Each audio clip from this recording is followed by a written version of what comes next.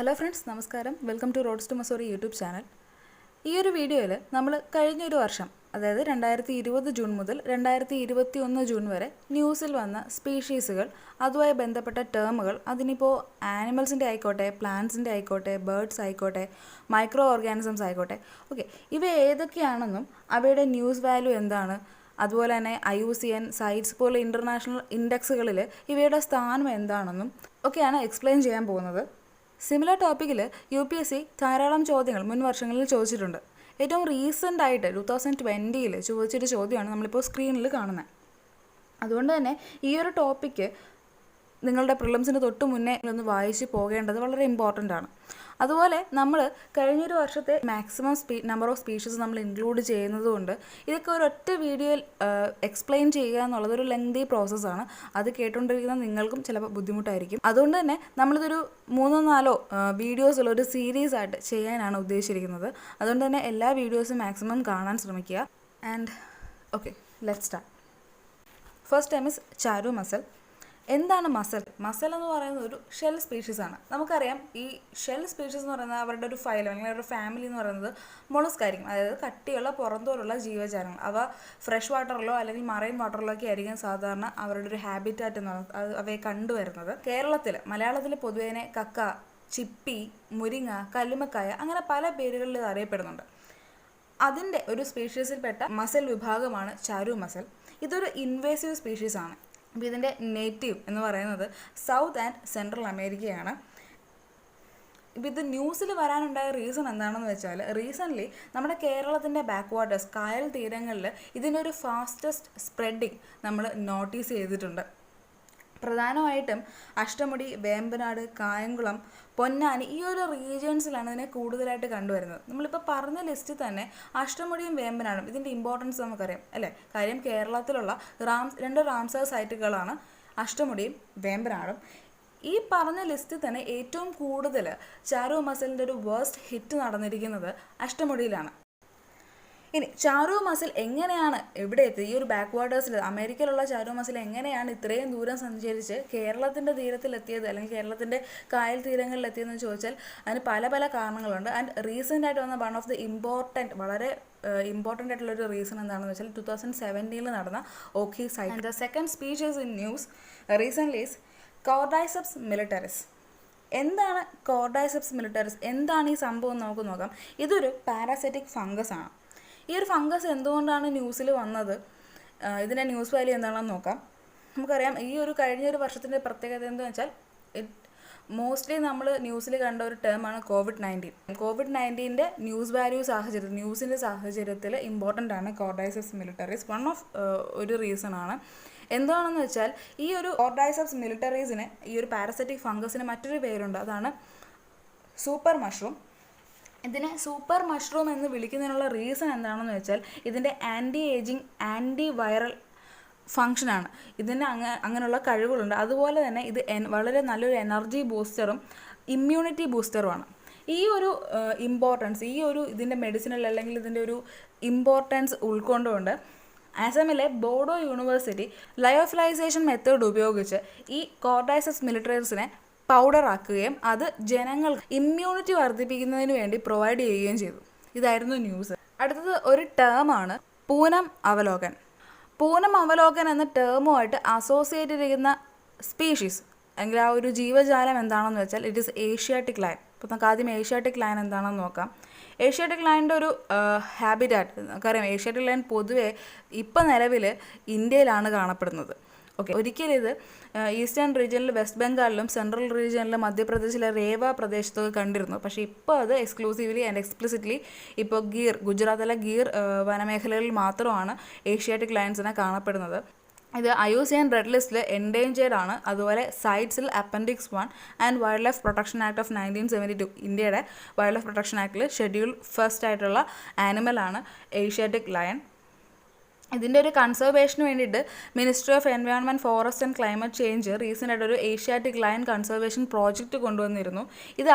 ഈ ഒരു പ്രോജക്റ്റിൻ്റെ അപ്രൂവൽ ഏകദേശം 3 വർഷത്തേക്ക് വേണ്ടിയിട്ടാണ്. That is 2018 to 2021. റീസെൻ്റ്ലി ഹൈദരാബാദിലെ നെഹ്റു സുവോളജിക്കൽ നാഷണൽ പാർക്കിലെ 8 ലയൺസിന് ആദ്യമായിട്ട് ഇന്ത്യയിൽ COVID-19 അഫക്റ്റ് ചെയ്തിരുന്നു, അത് റിപ്പോർട്ട് ചെയ്തിരുന്നു.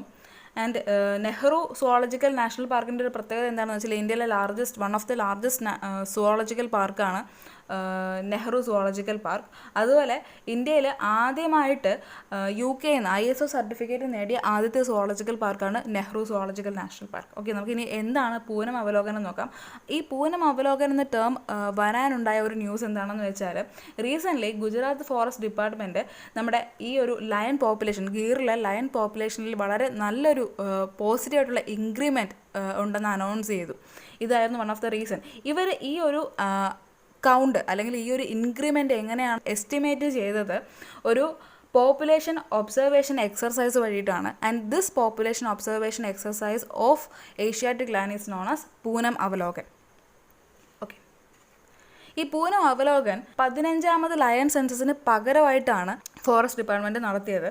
ഇനി എന്താണ് ലയൺ സെൻസസ് എന്ന് വെച്ചാൽ, ഇത് ആദ്യമായി കൊണ്ടുവന്നത് അല്ലെങ്കിൽ ആദ്യമായി ഒരു ലയൺ സെൻസസ് നടത്തിയത് 1936 ജുനഗഡിലെ നവാബായിരുന്നു. പിന്നെ ഇത് അതിനുശേഷം 5 വർഷം കൂടുമ്പോൾ ഇവർ ലയൺ സെൻസസ് നടത്തിക്കൊണ്ടിരുന്നു. ലാസ്റ്റ് ലയൺ സെൻസസ് നടന്നത് 2015 സോ ഇപ്പോൾ നടക്കേണ്ടിയിരുന്നത് 2020 പക്ഷേ COVID-19 ഔട്ട്ബ്രേക്ക് കാരണം ലോക്ക്ഡൗൺ പ്രശ്നങ്ങളൊക്കെ ഉണ്ടായിരുന്നത് കൊണ്ടും 2020 ലയൺ സെൻസസ്, അതായത് 15ാമത്തെ ലയൺ സെൻസസ് നടന്നിരുന്നില്ല.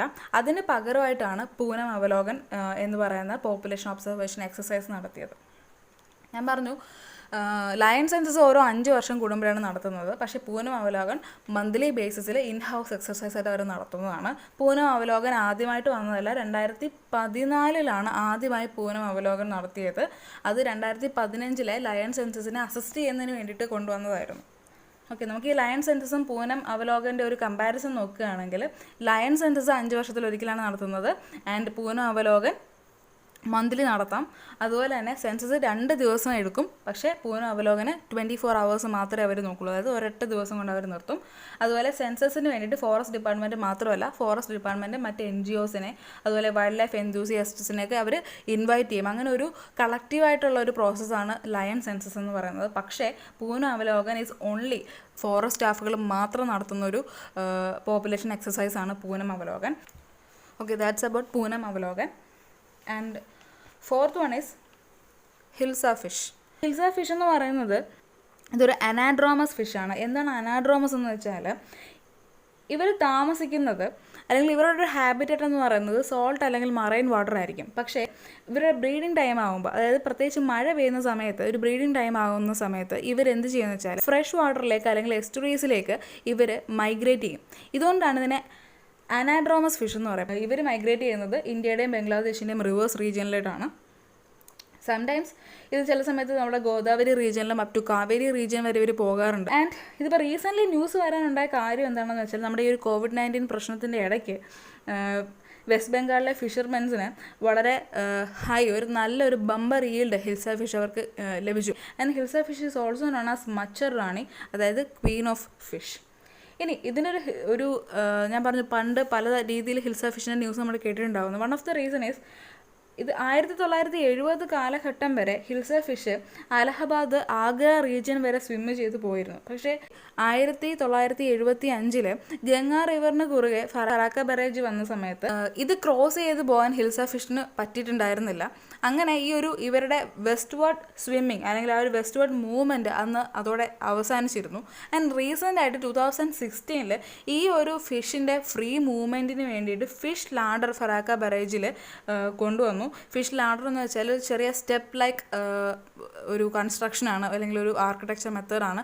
ആൻഡ് ഈ ഒരു സ്റ്റെപ്പ് ലൈക്ക് ആർക്കിടെക്ചർ ഉള്ള സമയത്ത് ഈ ഫിഷിന് ഇതിൻ്റെ ഓബ്സ്റ്റക്കിൾസിനെ എല്ലാം ഓവർകം ചെയ്ത് ഇതിൻ്റെ ഓപ്പൺ സ്പേസിലേക്ക് അല്ലെങ്കിൽ ഈ ഫറാക്ക ബറേജിൻ്റെ ഓപ്പോസിറ്റിലുള്ള അല്ലെങ്കിൽ അപ്പുറത്തുള്ള ഓപ്പൺ സ്പേസിലേക്ക് എത്താനും അങ്ങനെ കൂടുതൽ വെസ്റ്റ് വേർഡ് ഡയറക്ഷനിലേക്ക് ഹിൽസ ഫിഷിന് മൂവ് ചെയ്യാനും സാധിച്ചു. ഇതായിരുന്നു റീസെൻ്റ് ആയിട്ട് 2016 വന്നത്. ആൻഡ് 2020 ഇപ്പോൾ റീസെൻ്റ് ആയിട്ട് വന്ന ന്യൂസ് എന്ന് പറയുന്നത് വെസ്റ്റ് ബംഗാളിലെ ഫിഷർമെന്നിന് ഒരുപാട് ഈൽഡ് കിട്ടി എന്നുള്ളതായിരുന്നു. ഓക്കെ, ഇതിൻ്റെ IUCN സ്റ്റാറ്റസ് എന്ന് പറയുന്നത് ലീസ്റ്റ് കൺസേൺ ആണ്. നാട്രിയാൽബ സ്വരൂപിയാക് ഇതൊരു മൈക്രോ ഓർഗാനിസം ആണ്. ഇതിനെ റീസെൻ്റായിട്ട് കണ്ടെത്തിയത് രാജസ്ഥാനിലെ സാംഭാർ ലേക്കിലാണ്. It's a salt water lake. എന്താണ് ആർക്കിയൻ എന്ന് വെച്ചാൽ it's constituted domain of single celled organism. ഏകകോശ ജീവികളെന്ന് മലയാളത്തിൽ പറയും. സിംഗിൾ സെൽ ഓർഗാനിസം ആണ്. അതുകൊണ്ട് തന്നെ ഇതിന് സെൽ ന്യൂക്ലിയസ് ഉണ്ടായിരിക്കത്തില്ല. അതുകൊണ്ട് തന്നെ ഇത് പ്രോകാരിയോട്സ് ആയിരിക്കും. സോ ഈ ആർക്കിയോൺ വിഭാഗത്തിൽ പെടുന്ന ഒരു പുതിയ സ്പീഷീസാണ് നാട്രിയല്ല സ്വരൂപിയാക്. And they can thrive in extreme habitats like hot spring, cold desert and hypersaline lakes. ഇതൊരു സ്ലോ ഗ്രോവിങ് ഓർഗാനിസം ആണ് and is also present in human gut. And ഈ ഒരു micro organism known for producing anti microbial molecules, അതുപോലെ തന്നെ for anti oxidant activity with application in eco friendly waste water treatment. Next one Echinops sahyadricus. പേര് കേൾക്കുമ്പോൾ നമുക്കറിയാം സഹ്യാദ്രി റീജിയനിലുള്ളതാണെന്നല്ലേ. Right. ഇതൊരു flowering plant ആണ്. റീസെൻ്റായിട്ട് ഒരു ഗ്രൂപ്പ് ഓഫ് ബോട്ടണിസ്റ്റ് ഒരു പ്രോജക്റ്റ് നടത്തി. അതിൻ്റെ പേരാണ് assessing the endemic biodiversity of high എലിവേഷണൽ plateaus of northern western Ghat. ഈ ഒരു പ്രോജക്റ്റിൻ്റെ ഭാഗമായി കണ്ടെത്തിയ new species of flowering plant ആണ് എക്വിനോപ്സ് സഹ്യാദ്രിക്കസ്. ഇത് എവിടെ നിന്നാണ് കണ്ടെത്തിയെന്ന് വെച്ചാൽ സഹ്യാദ്രി മൗണ്ടനിലുള്ള രാജ്ഗഡ് ഫോർട്ടിൽ നിന്നാണ് ഈ ഒരു ഫ്ലവറിങ് പ്ലാന്റ് സ്പീഷീസ് അവർ കണ്ടെത്തിയിരിക്കുന്നത്. എക്വിനോപ്പ് എന്ന് പറയുന്നത്, നമുക്ക് ആദ്യത്തെ വേർഡ് നോക്കാം, എക്വിനോപ്പ്. ഈ എക്വിനോപ്പ് എന്ന് പറയുന്നത് ഏകദേശം 130 സ്പീഷീസ് ഉള്ള ഒരു ജീനസ് ആണ്. ആൻഡ് ഏകദേശം 5 സ്പീഷീസ് ഇന്ത്യയിൽ മാത്രം കണ്ടുവരുന്നു. അതിൽ തന്നെ 2 മഹാരാഷ്ട്രയിൽ മാത്രമായിട്ട് കണ്ടുവരുന്നുണ്ട്. ഈ ഒരു ന്യൂ സ്പീഷീസിൻ്റെ പ്രത്യേകത എന്ന് വെച്ചാൽ it is endemic to western Maharashtra and കുറച്ച് ഭാഗം മാത്രമാണ് open hill tops of northern western ഗട്ടിൽ കണ്ടുവരുന്നത്. അതുപോലെ തന്നെ ഇതിൻ്റെ ഒരു കോമ്പോസിറ്റ് ഇൻഫ്ലോറസൻസ്, അതായത് ഇതൊരു പൂങ്കുല, ഒരു പൂവിൻ്റെ മൊത്തത്തിൽ പൂക്കുലയായിട്ട് നോക്കുകയാണെങ്കിൽ അതിൻ്റെ സൈസ് എന്ന് പറയുന്നത്, അതിൻ്റെ ഡയമീറ്റർ എന്ന് പറയുന്നത് ഏകദേശം 9 സെൻറ്റിമീറ്ററിൻ്റെ മുകളിലാണ്. അതായത് ഈ ഒരു എക്വിനോപ്പ് ജീനസിൽ വരുന്ന, അല്ലെങ്കിൽ ഇതിൻ്റെ ഒരു ബാക്കിയുള്ള ഈ ലോകത്ത് കണ്ടുവരുന്ന മറ്റെല്ലാ സ്പീഷീസിനെ വെച്ച് നോക്കുമ്പോഴും സൈസ് കൂടുതലാണ് ഇപ്പോൾ റീസെൻ്റായിട്ട് കണ്ടെത്തിയ എക്വിനോപ്സ് സഹ്യാദ്രിക്കസിന്. And 7th species is Himalayan brown bear. Himalayan brown bear associate ചെയ്ത ന്യൂസ് എന്ന് പറയുന്നത് ഇറ്റ്സ് അബൌട്ട് ഹാബിറ്റാറ്റ് ലോസ്. റീസെൻ്റായിട്ട് സുവോളജിക്കൽ സർവേ ഓഫ് ഇന്ത്യ ഒരു സ്റ്റഡി നടത്തി. ഈ സ്റ്റഡിയുടെ പേരാണ് adaptive spatial planning of protected area network for conserving the Himalayan brown bear. ഈ ഒരു സ്റ്റഡി അനുസരിച്ച് ഏകദേശം 2050 ആകുമ്പോഴത്തേക്കും ഹിമാലയൻ ബ്രൗൺ ബെയറിൻ്റെ ഹാബിറ്റാറ്റ് ഏകദേശം 73% നഷ്ടപ്പെടുമെന്നാണ് സുവോളജിക്കൽ സർവേ ഓഫ് ഇന്ത്യ കണക്ക് കൂട്ടിയിരിക്കുന്നത്. ഇതിൻ്റെ ഒരു ഏരിയ പറയുകയാണെങ്കിൽ ഇതിൻ്റെ ഒരു സിഗ്നിഫിക്കൻറ്റ് പോപ്പുലേഷൻ നമുക്ക് കൂടുതലും കാണാൻ പറ്റുന്ന വെസ്റ്റേൺ ഹിമാലയയിലാണ്. അതുപോലെ തന്നെ Nepal region, Tibetan region, Bhutan റീജിയനിലൊക്കെ നമുക്ക് ചെറിയ ഒരു ഗ്രൂപ്പായിട്ട് അല്ലെങ്കിൽ ചെറിയതായിട്ട് ഐസൊലേറ്റഡ് ആയിട്ടെങ്കിലും ബ്രൗൺ ബിയറിനെ കാണാൻ പറ്റും. പക്ഷേ ഇതിൻ്റെ ഒരു സിഗ്നിഫിക്കൻറ്റ് ഹാബിറ്റായിട്ട് ഹിമാലയൻ റീജിയൻ, വെസ്റ്റേൺ ഹിമാലയൻ റീജിയനിലാണ്. ഇതിന് ക്ലൈമറ്റ് ചേഞ്ച് ആണ് ഇതിൻ്റെ ഹാബിറ്റാറ്റ് ലോസിൻ്റെ one of the important reason. IUCN red ലിസ്റ്റിൽ ക്രിട്ടിക്കലി എൻഡേഞ്ചർ ആണ്. സൈറ്റ്സിൽ appendix 1 and wild life protection act of 1972 schedule 1. So next skink. Skink എന്ന് വെച്ചാൽ നമുക്കറിയാം, മലയാളികൾക്ക് നമ്മൾ പൊതുവെ മലയാളത്തിൽ തന്നെ അരണ എന്ന് പറയും. അരണ. ഓക്കെ. റീസെൻ്റായിട്ട് ഇതും ന്യൂസിൽ വരാനുള്ള കാരണം സുവോളജിക്കൽ സർവേ ഓഫ് ഇന്ത്യയുടെ ഒരു സ്റ്റഡിയാണ്. സ്റ്റഡിയുടെ പേരാണ് സ്കിൻക്സ് ഓഫ് ഇന്ത്യ. സ്കിൻസ് എന്ന് പറയുന്നത് ലാർജസ്റ്റ് ഫാമിലി ഓഫ് ലിസാർഡ്സ് ആണ്. ഇതിൻ്റെ ഒരു ഫീച്ചർ ആണെങ്കിൽ ഇത് ലോങ് ബോഡി ആയിരിക്കും. അതുപോലെ റിലേറ്റീവ്ലി സ്മോൾ അല്ലെങ്കിൽ റിലേറ്റീവ്ലി വളരെ ചെറുതായിട്ടുള്ള അല്ലെങ്കിൽ നോ ലെഗ്സ് എന്ന് പറയാം. നോ പ്രൊണൗൺസ്ഡ് നെക്ക് ആയിരിക്കും. ആൻഡ് ഇതിൻ്റെ പുറത്ത് ശൽക്കങ്ങൾ അല്ലെങ്കിൽ എന്താ പറയുക സ്കെയിൽസ്, ഗ്ലോസി ആയിട്ടുള്ള ഗ്ലേസിങ് ആയിട്ടുള്ള സ്കെയിൽസ് കാണപ്പെടുന്നുണ്ട്. ഇത് നോൺ വെനമസ് ആണ്, വിഷമൊന്നുമില്ല. അതുപോലെ ഹൈലി അലേർട്ടായിരിക്കും, ഫാസ്റ്റസ്റ്റ് മൂവിങ് ആയിരിക്കും. ഇന്ത്യയിൽ സ്കിൻസ് എല്ലാ ഹാബിറ്റേറ്റിലും കാണുന്നുണ്ട്. അത് തീരപ്രദേശം ആയിക്കോട്ടെ, ഇനി മൗണ്ടൻസ് ഏരിയ ആയിക്കോട്ടെ, അല്ലെങ്കിൽ കുറച്ച് ഹാർഷായിട്ടുള്ള ഡെസേർട്ട് റീജിയനിലായിക്കോട്ടെ, എല്ലായിടത്തും ഇന്ത്യയിൽ ഓൾമോസ്റ്റ് എല്ലാ ഹാബിറ്റേറ്റിലും സ്കിൻസിനെ കാണപ്പെടുന്നുണ്ട്. ഒരു ഗ്ലോബൽ പോപ്പുലേഷൻ നോക്കുകയാണെങ്കിൽ അറൗണ്ട് 4% മാത്രമേ ഗ്ലോബൽ പോപ്പുലേഷൻ കമ്പയർ ചെയ്യുമ്പോൾ ഇന്ത്യയിൽ സ്കിൻസ് ഉള്ളൂ. അതായത് 62 സ്പീഷീസ്. ഈ 62 സ്പീഷീസ് ഇന്ത്യയിലുള്ള സ്കിൻസിൽ 33 എണ്ണവും ഇന്ത്യയിൽ എൻഡമിക് ആണ്.